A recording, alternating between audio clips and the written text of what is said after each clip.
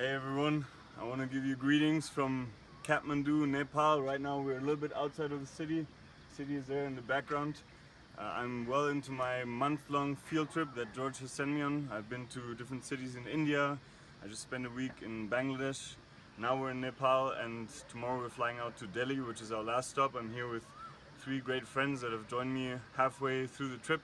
And in the upcoming update, I just want to give you a bit of an overview, what I've seen, the people that I've met over the last, it's over 3 weeks now. And yeah, I want to share with you all the things that I've experienced. It's been amazing to see how God is working in this part of the world, Southeast Asia. I've had countless amazing conversations, challenging conversations, and I want to share a little bit of that with you.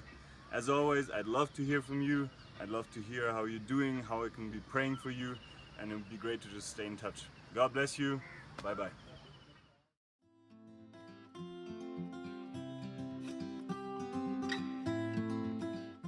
It was amazing to spend a whole month in Southeast Asia.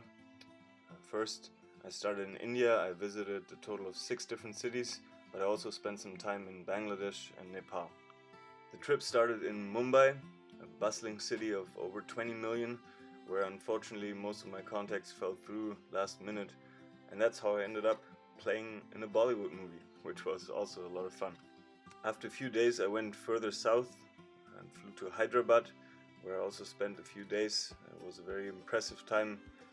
Besides many other things, I got to visit a slum, and this lady that you've seen in the picture is 65 years old, and when I visited her and I got to pray with her, she had her whole family with her, which was 5 generations, so she was staying with her great-great-great-grandchild. After that I got to spend a few days with this guy Rajendran, who's become a really good friend. He's a very influential missional thinker in India, and we used to spend hours and hours talking about different strategies of how to reach more people with the gospel. And part of that discussion took place here, an amazing kebab place run by Muslims where we went almost every night to enjoy some good food. Afterwards I had a great time in Chennai, once again meeting people that are involved in different kinds of ministries and staying with a missionary couple from Germany there who have been friends with my parents for almost 40 years. It was great to see them again. We also went to some rural villages, and this little boy that you see in the picture, when he saw me, he just started bawling his eyes out, and he just kept running away because he'd never seen a white person, a white man in his life before. One of the most memorable places for me was definitely Calcutta, where I stayed right in the heart of the city with a ministry that rescues children that are living in train terminals and are often addicted to drugs. They give them a detox, and then they put them in a safe house and just bring them up and pour love out on them. And it was so incredible for me to meet many young adults who have come to know Jesus and who are now just eager to share. And this picture that you're seeing here, a lady with her little child just sleeping on the street, was something that I saw all over Southeast Asia.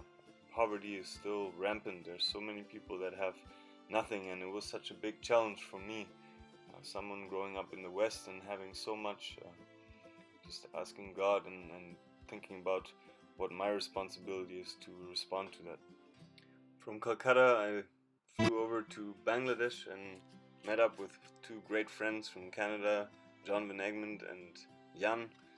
It was amazing to see them again, and we spent the next few days traveling from the north of Bangladesh back to the capital Dhaka, visiting many villages, and it was incredible to see just how hardworking the people are here. This little boy is showing off his catch, and we also got to visit a lot of work. There's many things going on to help people. There's tailoring workshops, there's computer learning workshops, lots of work involved with farming.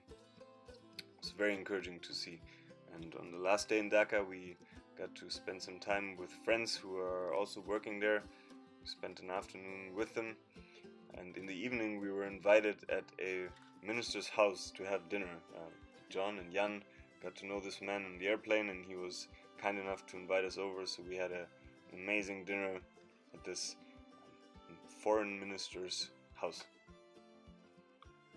It was also a joy for me to be in Kathmandu in Nepal. where another good friend, Ryan Martins, who now lives in the Philippines, joined us.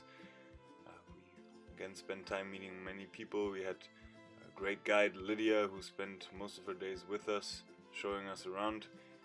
One of the greatest things for me was to go to Shiloh Farms, which is an OM initiative, and what they do is they farm God's way, which is what they call it. That means that they teach locals how to use simple farming methods that greatly increase their crops. Our last stop was Delhi, where we spent 6 days and stayed with different people who are involved in church planting. We also got to share at a few house churches, did some work in between, as you can see. But once again, it was amazing to meet local people. This man in the white robe, he's from a Hindu background but became a believer and is now just spending all of his time discipling others. So Delhi was a great last city to be in before the end of our trip. Thank you so much for taking the time to watch this update. It would be great to stay in touch. Let me hear from you how you're doing and how I can be praying for you. God bless you, and I hope to see you soon.